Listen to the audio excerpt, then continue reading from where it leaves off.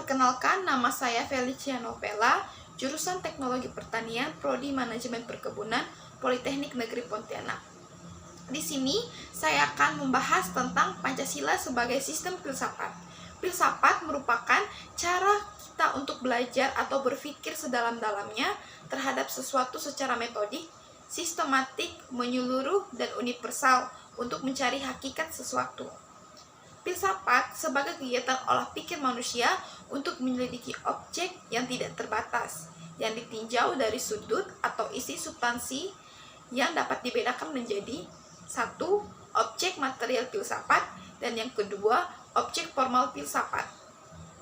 Objek material filsafat merupakan objek pembahasan filsafat yang mencakup segala sesuatu, baik yang bersifat material konkret seperti manusia, alam, binatang, benda, maupun sesuatu yang bersifat abstrak spiritual seperti nilai-nilai, ide-ide, ideologi, moral, dan pandangan hidup.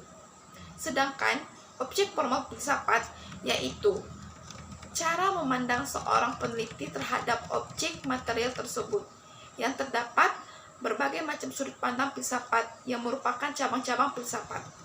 Cabang-cabang pokok filsafat terbagi menjadi metafisika, yaitu membahas bidang yang meliputi ontologi atau membicarakan teori sifat dasar dan ragam kenyataan. Dan yang kedua, epistemologi, yaitu pikiran-pikiran dengan hakikat atau kebenaran. Yang ketiga, metodologi, yaitu ilmu yang membicarakan cara atau jalan untuk memperoleh pengetahuan. Dan yang keempat, ada logika, yaitu membicarakan tentang aturan-aturan berpikir agar dapat mengambil kesimpulan yang benar. Yang kelima, ada etika. Etika yaitu membicarakan hal-hal yang berkaitan dengan tingkah laku manusia, yaitu baik buruknya keadaan manusia. Yang keenam, terakhir, yaitu estetika, yang membicarakan hal-hal berkaitan dengan hakikat keindahan atau kejelekan. Selanjutnya, kita akan membahas aliran-aliran filsafat.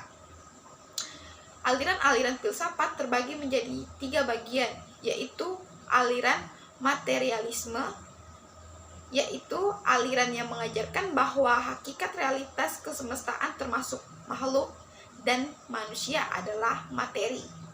Dan yang kedua, ada aliran idealisme atau spiritualisme, yaitu aliran ini mengajarkan ide atau spirit manusia yang menentukan hidup atau pengertian manusia.